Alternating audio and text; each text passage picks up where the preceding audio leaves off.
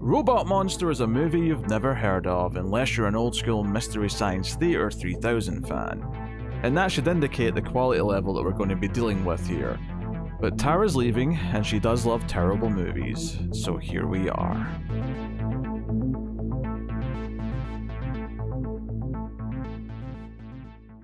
It feels a lot like just before Christmas, and we're actually in November, so we're not that far off that right now, but it feels like when you're in school just before Christmas, and you're not really doing any real work. It's you're just kind of slacking off for that last week before the holiday starts. That's what this feels like. Welcome everyone, this is the Atomic Cinema Experiment, and this is Tara's final movie episode. She still has a countdown to do, so that'll be the final episode of Base that Tara's on. But this is your last movie review, and you picked the options for the vote for the patrons, so you picked this movie. This is a patron vote. It's a patron vote, but you picked all three options. And I've got a funny feeling that the result here would have been pretty similar, regardless of which one was the victor. So it's a sci-fi movie podcast. Do you remember what they were? No. I don't have a clue what the other two were. It was... Oh, no, it was Creeping Terror and It Conquered the World. Okay. I was expecting you to give me shit there for not remembering, then you were like, what was it? What was it? Yeah. So this is a sci-fi movie podcast. Tara this is her 215th episode. It is also the final numbered episode she'll be on, because the countdown won't count as a numbered episode, but that'll be her send-off, that'll be her farewell, where she redoes her top 50 sci-fi movies.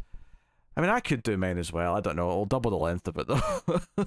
That's the only thing. I was getting the itch, though, because I'm doing my top 100 horror again with Tim, and I was like, I could do my top 50 sci-fi again. I've got a list that's sitting there, ready to go.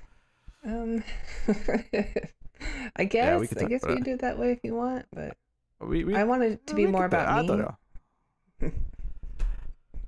know. Nothing's changed in the last 215 episodes, I'll say that much. No. Yes. So this is kind of the slack off episode, and I say that because this movie is about 60 minutes long. It's pretty much garbage. Very little happens, and I will be surprised if we can fill 20 minutes of discussion talking about it. I will be shocked. Well, we'll see about that.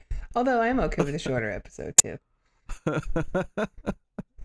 I mean, I don't see how we're going to get beyond that, but we're here to talk about Robot Monster from 1953, and the only reason why you might have heard of this is because it was an episode of Mystery Science Theater 3000, which should probably indicate the level of quality that we're working with here.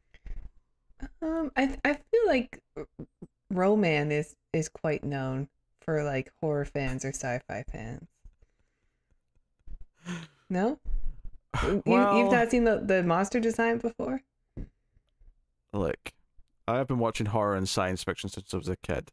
I've been doing a horror podcast for 550 plus episodes, a sci-fi podcast for 215 episodes, and no, I was not familiar with Roman. Well, looks like Tim's going to need to find himself a replacement, because that is not very good credentials. Would you like to take bets if Tim knows what Roman is? Oh, I'm sure he knows who Roman is. I don't know if he does. Go ahead. Send him an X. I'll message him. I'll message him right now. I'll ask him if he knows what Roman is. I need to put in the hyphen because he'll think I'm talking about Romans. And we are not that meme that men think about the Roman Empire every, like, 10 minutes. That was such a weird meme. Maybe other men do. I never think about the Roman Empire. Yeah, it's been trending, for sure. It's odd. It's very weird. But yes. I mean, no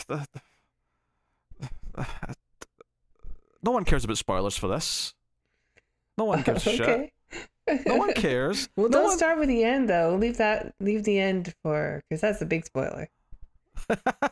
Well, I mean, I mean, something was very off about the opening, so the ending actually made a lot of sense. Yeah. Because the opening confused the shit out of me, and I was very much confused about what was going on. And then the more it settled, the more I realized, oh, nothing's going on. It is, despite its simplicity, it actually is difficult to keep track of specifics in the film. Like, especially when it comes to relationships. Random question. Do you know who or what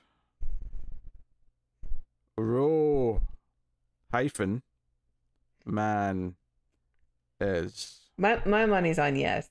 There's no way Tim doesn't know. I've messaged him. It says he's awake, so hopefully I'll get a response soon. Not even 8 o'clock. I know he's a dad now, but like, okay, fine, but it's almost 4 a.m. for me though. Okay, so my headspace is that it's the middle of the night. Fair, yeah. Right. I realize that he's in funny West Coast time. So, this movie is set, I guess, in a post-apocalypse, allegedly. I say allegedly because all we ever see is a field in a cave. I don't even think we see a house. We see, like, a wall? We see a wall. There's, like, a wall, yes. Which I presume the family live inside, or behind that wall, but yeah. We never see inside it. And it's a post-apocalyptic future where an alien robot who is a monster, who is a Roman, as opposed to a human, as they keep referring to the humans as. What's so funny, Correct. Tara? just an anticipation of the excitement of the film. Talking about it. Excitement's what you're feeling right now, is it? That romance. What romance? There was no romance. Then they kissed, and all of a sudden there was a marriage. The Roman. He had his nipples out, and his abs were showing. Okay, so the design of the Roman is a Bigfoot costume with a space helmet. Yes. Would you agree that's accurate? It looks like a diver helmet more than space, but it's got antennae that, wouldn't work underwater. But the design of it looks like an old diver helmet. Oh, we have a response. Let's see what Tim has said. He has responded with, "I don't think so. Is that a subscriber?" All right, well, you might want to edit this out because you guys have really lost a lot of credibility for your show. Screams After Midnight is no longer watchable. The whole time I'm just going to be thinking, but they don't know who Roman is. Oh, dear. Right, so anyway, post-apocalypse because the Romans, not the Romans, the Romans have annihilated Earth with their magic rays that don't destroy buildings, only destroy humans. There's a couple other details, but I'll get into that in a bit. And there's one family that have survived because the dad, who is a scientist, I think, built a perimeter electrical fence, but also a serum which made them immune to the death ray. And he has probably all the funniest, weirdest lines of dialogue, I guess. I'll give him that. Later on, when his little girl dies and they're burying her, he says, like, the little boy's like, "Oh, I wish I should have played house whenever she asked." And the dad goes, "Now, little Johnny, we enjoyed her while she was alive, but now we must learn to live without her." Like, instantly. Not a tear for his dead daughter. But even just that sentence, like, I can't accept that someone whose first language is English wrote that line. I think the love interest is / assistant to the scientist is has the funniest lines when he's arguing with the with his lady, with Alice, the older daughter. So yeah, it's a family. The dad's a scientist. He's got a wife. He's got a daughter who's like an adult already. She's like 20 or something. And then he's got two young children, one little girl and one little boy. And that's her family. But there's also Roy, who's like the assistant to the scientist. There was also apparently two pilots. We never see them. They've already left by the time the movie starts. But yeah, that's the setup. They're on the space platform. Yeah, which we can. That looks very much like a rocket. Oh yeah, they kept saying space platform, and I'm like, space platform sounds like space station, but that is a toy rocket ship that I'm seeing on my screen right now. This does not compute. What is happening? Yeah, you never see them. Basically, there's one Roman on Earth who's getting communication from another Roman who's like his superior, or just the one that's up on the ship or back on base or whatever, telling him that he has to annihilate the last remaining humans when he finds them. But, as the plot twist would have it, when he does find them and sees them, he gets... Oh, this reminds me. This reminds me of actually the best line in the whole movie.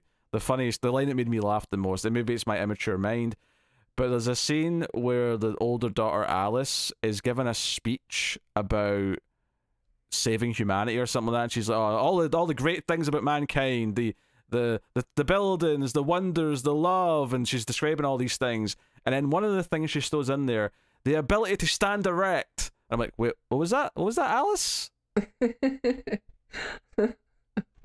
Oh, that's just your 12-year-old lizard brain working. There's so many other better lines, like the love interest. What does that even mean? I know she's not talking about hard-ons, to stand straight and tall. Why should anyone be proud of that? That's easy. Standing up for humanity, Anyway, I thought of that line because I was about to say Roman gets a boner for Alice and wants to King Kong her and make her his bride, which goes against all of the rules that's been set up for him. So he's conflicted.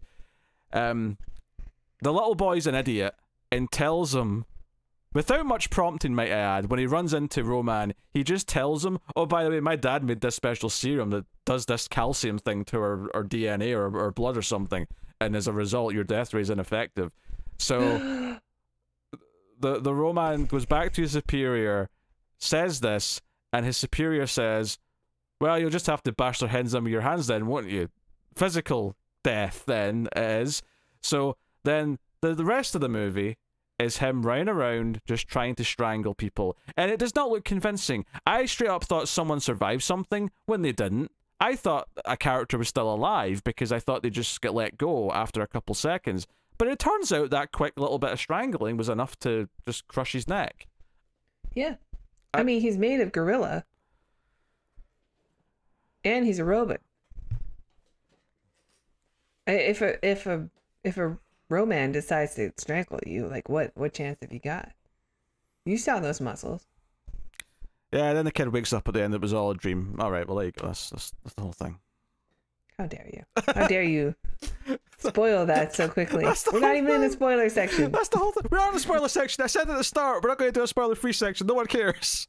Well, Rosebud is the sled, so F you. It's only spoilers for this movie. Oh, this is why you're so fired, right? This is why you're leaving. Is this bullshit? Yeah. So I guess you didn't like it? No, I didn't like it. It was boring as shit. Nothing happened. Boring? The only saving grace of this movie is that when I was at my lowest, when I was like, oh my god, this is dragging on, I checked the runtime and realized I was already halfway through, and I thought, oh, that gives me hope. That gives me some hope. The movie is 62 minutes, and surprisingly, it's a very long 62 minutes. I think because so much happens that it just feels so inundated with plot and characters. There's not so much happening. Hardly anything happens. There's a lot that happens in this movie. Hardly anything happens, okay? Oh, the kid's in danger. Oh, he's lost. The parents are worried. Oh, no, he's back. He's fine. Oh, he's went out again. Oh, he's missing again. Oh, he looks like he might be dead. No, he's fine. Well, he's back again. And the amount of times they have the same conversation about how, oh, we're safe here despite the fact that the rest of the world's gone. We'll be okay. He won't find us. Oh no, he might find us, but our DNA's been fixed, so we're fine. Oh no, maybe. Like, it's so repetitive, and nothing really happens for so much of the movie. It does feel a lot longer than it is, but I think that the weirdness of the film, first of all, is sort of explained by the end, because it does feel like it's something from the mind of a child.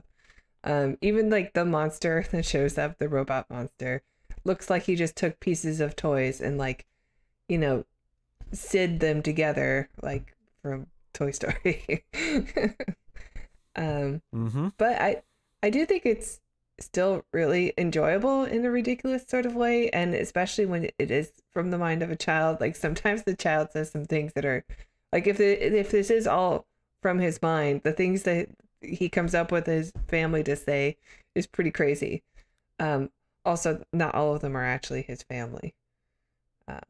But my favorite line is when the young couple are arguing, and he calls her so bossy that she ought to be milked at night, and I don't know what that means, but it sounds really vulgar. Are cows bossy? I don't think so. I wouldn't have thought so either, but yeah, that line did stick out to me as well. Well, I don't even think there might be a couple at first. They're just bickering, and there's just like awkward tension, I guess, and then they find themselves out in the field. Yeah, it's very much she's a scientist as well. Like, she helped build the perimeter technology, but he doesn't take her seriously because she has breasts. Well, the big thing is that when they jack into a video call with the Roman, and the Roman's like, I will find you, I will annihilate you because you are human, and they're trying to talk him down, and then when he sees Alicia, when the sort of the camera goes to her, he's like, you know what? I will negotiate, but only with Alicia. The one they called Alicia, I'll negotiate with her. And then the argument comes after this, because she's like, yeah, I'll go. Yeah, that sounds great. I'm a scientist. I'll go and negotiate for peace and whatnot. And the guy, Roy, who's, I guess, her love interest, is like, no, woman, you will not. And he even picks her up at one point to try and stop her from leaving. And her dad's saying no. So they're all just putting their foot down and saying she can't go. Which maybe could have led to a fine moment in the movie where she proves them wrong by actually accomplishing something. Unfortunately, though, the only thing she ever does with the robot monster, the Roman himself, is be carried away, and she kicks her legs like she's in an old monster movie, and she's like, ah, no! Yeah. She's smiling big the whole time, too. She looks like she's having a fun time. Oh, I'm sure the actress is having a ball. I'm sure there was much wine consumed on set. She gets tied up, and he unlatches part of her dress, and then gets a call from his boss, and he doesn't know what to do, and he's kind of looking back and forth like he's got caught in the act or something. It's kind of adorable, actually. He sort of acts like a like a panicked kid, like, oh no, I've got myself into something I don't know how to get out of. I think Roman's actually kind of a sympathetic monster in a way, even though he kills like 2 billion people. I actually fact-checked that. When he said he's killed 2 billion and he's only got 8 people left, I went and checked to see how many people there were around this time period, and I checked for 1950, which is a couple of years before this, but close enough. Yeah, 2.5 billion, so that's actually pretty close. Yeah. I imagine that would be an easy thing for them to figure out when they were making the movie, too. Oh yeah, I'm sure it was public knowledge. I'm not debating. I think we're at what, 8 or 9 now. We're at 8, but I just assumed that they wouldn't have bothered checking, and it sounded a bit low to me. It felt like, wait, if we really went from 2 to 8 in this span of time, and we did. We legitimately went from 2.5 billion to food technology increased, and obviously, medicine. Stuff like that. People just die less. Life expectancy is in a better place, so that's the good side of it. Sure. I love living. But there's also a lot of orphans and shit, which is the less nice part of it. Yeah. I don't know what sort of big serious point I was trying to make there. Just I don't know either. But I'm just you know, there's too many people. Okay, just Okay. yeah, planet suffering. Humans Yeah. need to be culled a little bit. Are you? Oh, okay. You have a Thanos proposition or like a ZPG proposition? I'm more Thanos, although I don't like the idea of it being random. I think I should get a pick. Ah, there it is again. I've got a list. Am I on it? You're on one. Which one? You're on one of two lists. Yes. Okay. I think Roman is kind of sweet, despite him killing 2 billion people on the planet. I think when he is he's got his lady that he's confused by with him, and he's like sort of walking around like he doesn't know what to do. His boss is calling. He knows he's going to get in trouble that he has his lady here, but he has these feelings. She's sort of convinced him through the power of conversation and sex appeal that these humans maybe are not worth killing and destroying. Maybe some of them should be allowed to live, even though he's killed 99.999% of them already. And when you think about it, he's kind of like a proto-Borg, you know? Well, he's got the organic and mixed in with the mechanical and the hive mind mentality. Yeah, very good. He's got rules. He tries to bluff his way around by saying he's only got 4 people left to kill, and the boss is like, 5? No, 4. I think one should be kept alive just in case we're a human being after the fact. We don't want to like extinct them and then. We don't know the rules of this planet. Like, it's good to have one, like a guide. And he tries to convince that she should be kept alive, and he's like, he still doesn't want to kill her, but after he hangs up the phone call, he turns to her and says, "I will not kill you, but I will kill your brother." So don't be mad at me for that. And then walks off to kill the brother, which he doesn't do, but he kills the little sister, which leads to the aforementioned scene where the parents are burying her, and the dad says that really weird line about enjoying her. Dad's over it instantly. Yeah. Well, at least they didn't kill my son. Yeah. Which I suppose... I already had 2 daughters. We're good. I suppose it does put it in perspective, though, if this is the boy's dream, that he's literally dreaming that his sister's one of the people who's killed off. He's probably... Well, yeah, he probably doesn't understand the concept of death anyway. He's a little sociopath. This is a serial killer in the making. Oh, yeah. That's my thinking. Yeah, so to go back to the start of the movie, because the start of the movie has this kid go to this cave, and there's 2 archaeologists there that he befriends, and he's sort of chatting to them. And then his mum and the mum of the little girl show up there, because I don't think she's actually his sister in the real world. I think that's just in the dream that it's his sister. And they go back to their picnic blanket, and then he wanders off again, and there's a flash of lightning, and there's some shots of like prehistoric animals wrestling. I think they're just lizards, yeah, that they have fight. They weren't real though. Those were like, that was like puppets or something. Was it not? No, they were like mini some sort of.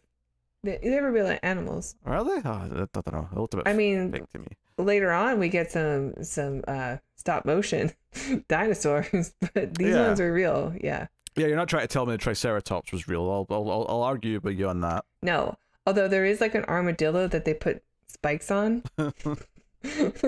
wandering around. Oh, and I think this movie came out in 3D originally, so I think a lot of the stuff that happens in it also is meant to be like, oh, because it's supposed to be seen in 3D. But most of the movies, people just standing in a field or next to a wall talking. I know. I wish I could have watched it in 3D.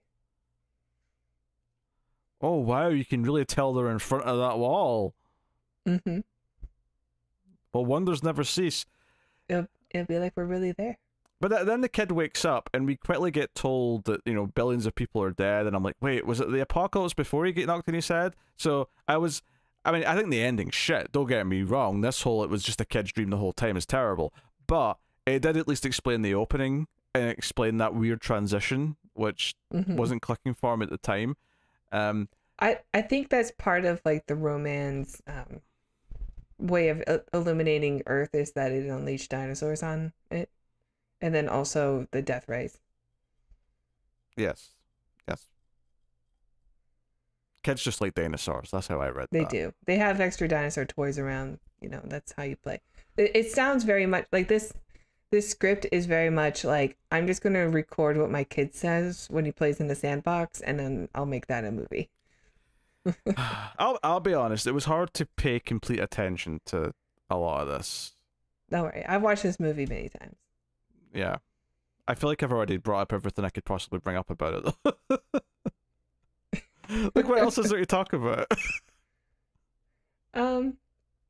Yeah, okay, so I wanted to make the point about the Borg. I did that. Check. The dinosaur stuff was cool. Yeah, good movie. Thanks for taking it seriously and not turning it into like an extra reels. This is an extra reels movie, though. You know it is. This might be like one of the first extra reel style, like, so bad it's good movie. That can't be true. Is it? Well, I don't know. It's pretty early on. Yeah. There's bad movies from the 40s and 30s. There must be. Yeah, I mean, I think Ed Wood is before this, even. But, I mean, it's a pretty early on film where it just sort of got a reputation. Yeah, I suppose. I think the problem with it is that there's no real standout moments. Like, there's other like so bad they're good movies where there's moments that I like, even though it's bad and there's a lot of goofy stuff, right? There'll still be like a through line that I can follow, or if it's not a through line, there's at least a sort of like train of insanity as it goes from one idea to the next. The problem with this is that there's never like a new idea really. Like, once it establishes the premise, like in this post-apocalyptic future, very little happens or changes from then until the end. Roman wants to kill the humans, and he tries, he fails, he tries again, he succeeds with one or two of them, and it just keeps going. Like, that's it. There's no new twists introduced. Yeah, it turns out it's not really a science fiction movie. It's actually more of a fantasy film, right? Because like, the kid has to go have his nap time. Like, he's going to have a picnic in a rock quarry with his very old mother and sister. And then they're going to have a nap after. And then the nap is what triggers the imagination of the kid. Because immediately after he wakes up from the nap, he heads towards the cave, and we see the lizards be unleashed from the sky. So it's almost like a proto Star Wars in a way. Don't make with me... a hint of Wizard of Oz. Don't make me defend Star Wars. Don't turn that into this. Like, I nothing really progresses throughout the movie. It feels like it's going in circles with no variation in location, yeah, I mean, no variation in plot. You're just kind of waiting for things to happen. It took me like 4 times trying to watch this movie where I didn't understand the relationship of the scientist to the kid. Like, because it seems very early on that they're not related, but then suddenly he's his dad. So that if you're not following the whole like plot line, even though I know the ending, I'm just like, okay, but is he a family member or is he not? Like, do they already know each other or don't they? And it so yeah, this is your first try, so that's why you're struggling. But like, as you watch it again and again, you're like, okay, I can see where things like in his mind, because he says in the opening, like, oh, will I have a dad again one day? And then the next scene, he has a dad, and it's the professor. Oh, like, this kid like is going through stuff. Like, he in his subconscious, like, he's filling that fatherly role with this, this man who speaks with authority and is the lead of this expedition to this cave where they're finding some cool stuff. Like, everything is influenced by the boy from the beginning, from the opening like 10 minutes of the film. Even Roman has like a bubble machine, and it looks awesome. But like, that's because the kid likes bubbles. So, there's a lot happening here. There's a lot of subtext and nuance, and I know you like a good bottle movie, so I'm really surprised that you seem to be so negative. Plus, we always complain about creature design. First of all, It's not a bottle movie. It happens to only have 2 locations, really, but it's not a bottle movie. Secondly, the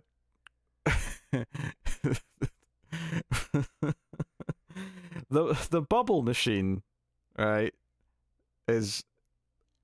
looks cool. I don't understand. Like, what that's just a weird statement. Especially for 3D watchers, right? Right. They could just have real bubbles. Like, the whole point of seeing a 3D movie is to see things that you can't see in real life. You could just get bubbles in real life. Bubbles are not hard to come by, right? That's not a point of a 3D movie, and you know it. Look.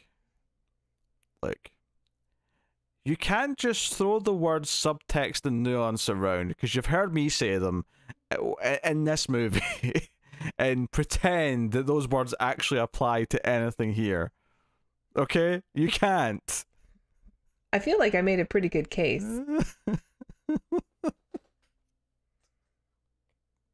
I mean, look, the boy is troubled, okay? His mom makes him have a picnic and nap outside with his whole family. There's no father figure there. He's the only boy. He's surrounded by 3 women. You know, he's desperate for attention, for a fatherly figure. He's going around. He doesn't want to play house. Like, he's got all this female energy around him. And finally, when he gets an escape, it's in his dreams. And that's where he gets monsters and robots and aliens and death and destruction, yes, okay, and chaos, okay, and a father at the end. You know, okay, at the end of the movie, when he's woken up and they invite the scientist and his helper to come to dinner, they say yes, implying that maybe he's going to hook his mum and this guy up. He's going to set them up. Maybe that's a thing. Maybe he's going to get his happy ending. He's got his new daddy. Yeah. Doesn't make any of this good. Doesn't make any of this entertaining. I mean, it is a little intimidating at the end of that, because they're like, oh, we have to watch out for Roman. Oh, you. And they all walk away, and then Roman comes out of the cave 3 times. Yeah, that's just a little scare for the audience at the end. I didn't in 3D. I didn't take that as a literal. He's really there in the cave. Well, maybe Roman represents something, and so the end of the film was like trying to tell us, like, maybe it represents climate change. So, like, oh yeah, everything's safe, and we're about to make our happy family together, and then all of a sudden, boom! Shut on. Climate change, destruction, the end of humanity. What? This is why I have to quit. Okay, say when you started that bullshit there and you said, what if he represents something? I thought what you were going to try and bullshit me was that he represents the inner monster of the child, and it'll be unleashed if he doesn't get this fulfilled part of his life. And then you hit me with... I like that interpretation also. But then you hit me with climate change, and I don't even see how you could like bullshit your way to climate change with Roman. I feel like I just did. No, you weren't didn't. Listening. No, you didn't. No, you didn't. Well, I mean, what you said has some, you know, nuanced subtext as well. I can't swear in this episode. I really want to swear. I want to be mean. Why? This is a fun movie with a fun back and forth discussion about what, you know, themes and representation. This movie does not have themes, okay? There is no themes to be found in Robot Monster. I think you're not saying it because you don't want to. Look, I will give you one thing. This kid, yes, wants a father figure. I will agree. That is there. Yeah. That is in the movie. That is absolutely a thing that the movie's doing. Yeah.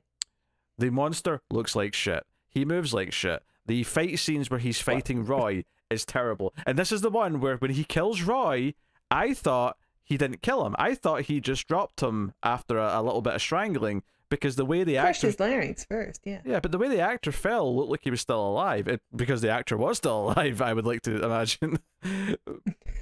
Yeah. But it's just really poor. It's poor in every capacity. Well, I mean, he is alive for a little bit, because he goes and warns the elderly couple with very small children that, hey, Roman's coming, and then he dies, blah. And then the professor, scientist, archaeologist guy says he's dead. I'm over it. It's bad acting. It has a plot that has no momentum and never picks up any steam, never really goes anywhere. It's got awful looking like effects whenever something does pop up, right? None of that looks good. Performances are not good. Like, there's no interesting locations. It's mostly in a field. Like, this is bottom of the barrel stuff. Like, this is like, normally when you've got a movie that has no resources, they try and make up for it with skill, with a good script and, you know, inventive filmmaking to try and tell a story with no, you know, with nothing but like one house or something.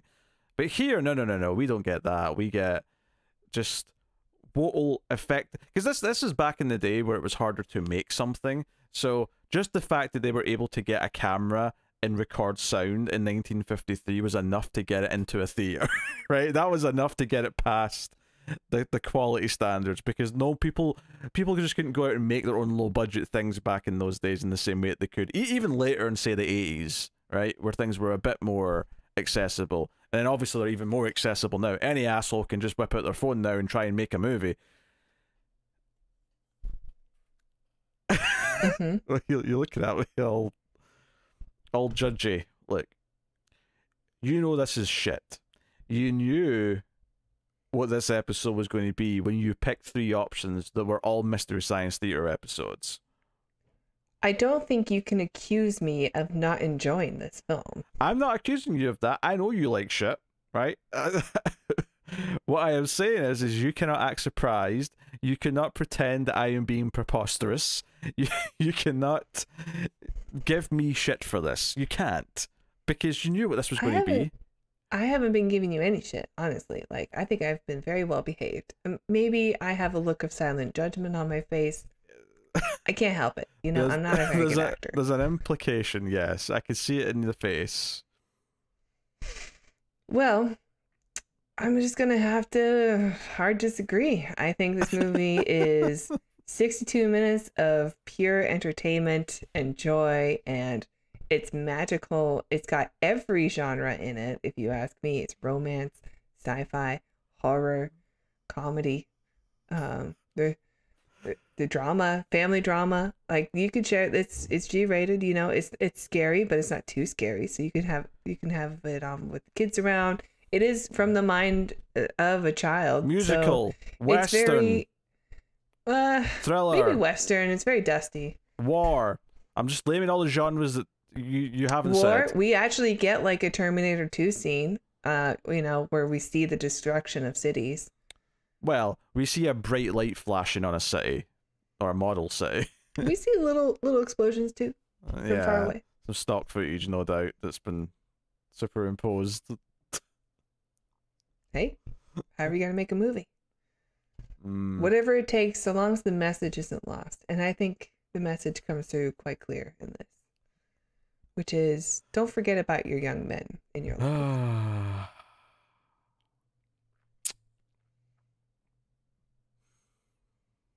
I'm just letting all the things I can't say on YouTube just filter through my brain before I finally say what I want to say. Wait, to me or to the movie? Oh, to you. Definitely to you. Just waiting to see my top 50 list. What are you rating this? Well, I think it's fitting that this is the last movie, so I can bookend the reviews. Wait, it's a 10. No. You're just... This movie is so much fun. It is such a classic monster science fiction film. It really is. Like, you can see the framework that other science fiction films will build upon, like Star Wars. There's even a bit of never-ending story in this, which I think is really cool. The only thing I don't like about it, but it is a product of its time, of course, I don't like it when real animals are used, and I certainly don't like it when they are used to fight each other. I think that's pretty disgusting. But, you know, it's a product of its time. I am just going to, you know, I've always been myself on this show, and I am so glad that the voters picked this one, the patron voters. You know, I love you guys. Thank you so much for picking this movie, and so that I can end on a high. Hi, Kitty. 10 out of 10 is... I feel like you've just invalidated every opinion you've ever given on this show with that. That's big talk coming from you after the whole... I don't know who Roman is. I just... Big talk, okay. This is absolutely absurd. You're doing this because it's your last episode. You know you're getting a rise out of me that you don't believe it's a 10. There's not a fiber you're being that you know it's not a 10. You don't believe that at all. It's in my letterbox. This is a 2 out of 10, ladies and gentlemen. Yes, it's that bad. It's that garbage. It's trash, okay? You don't deserve a show. It's absolute trash. I can accept liking a bad movie, but actually trying to claim that it is a 10. It's so strange because you almost had it. You were almost there. I said, what is Roman really representing? And you went into this beautiful soliloquy about the analysis of what truly happens inside of a young man when he has no father figure. And I almost got emotional, and yet a 2 out of 10. Unbelievable. Oh, if I make you cry before the end of this review, then I'll be a happy man. Oh, yes. If she cries, we can kill her. I was trying to paraphrase Predator, okay? You'll know when I cry because I do have bright green tears. Yes. That come out of my tear ducts. Well, I've never seen a predator cry, actually. I don't know if... Because our tears aren't the same color as our blood, so it doesn't necessarily track that their tears should also be green. No, that's really a flaw of the film, if you ask me. You didn't see him cry, though. What are you talking about? I don't know what you're talking about. I don't recall the scene where he starts crying his eyes out, wanting to go home because he misses his predator mummy. Oh, maybe the next sequel.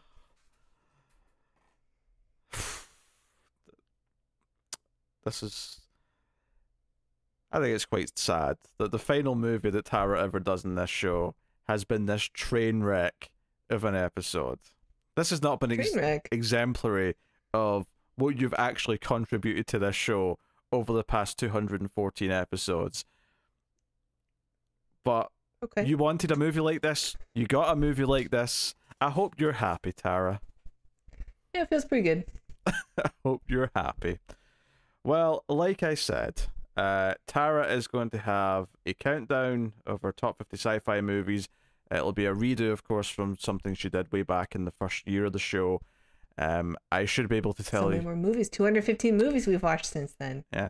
Not all of them are new, but... Yeah, I mean, I don't know if I've got a record of your old list to check, like, how far things have moved up and down, because I've done that for me and Tim for the Screams one, because it was easy to get a hold of it, because there was like a list on the screen at one point. But it'd be interesting to see how things have moved, potentially, since the last time you did it. So we'll see. It is worth mentioning, though, depending on when we get that recorded, that might actually come after the first episode of the new era. The countdown episode might actually come after David's first Ace episode. But that's okay. That's okay. Oh, I think that's good. So that my audience doesn't abandon you guys. At least not without seeing what David offers at the Ace first. I mean, there's pros and cons when comparing you two. But this review has definitely made me appreciate David just at least a little bit more.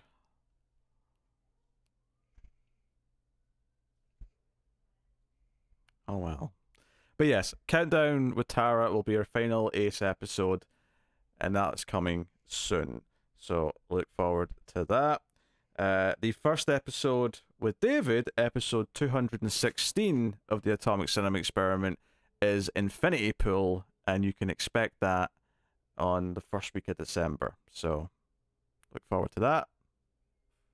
Fun shall be had. Yeah. I haven't seen it, but looks like a gross movie. Well, it's the same director as Possessor, so yeah. That was a gross movie. Yeah. was a good movie. That I liked. Yeah, it was a good movie. So, see what I thought of Infinity Pool when the time comes. But yes, you can of course support the show by liking on YouTube. Helps more people find it. Rate the podcast on iTunes or wherever you get your podcast from. But you can support us most of all over at patreon.com/MailFuzzTV and get a bunch of bonuses for your trouble. There's several monthly shows on there that are exclusive. As a bonus episode of Screams After Midnight every month, our horror movie podcast.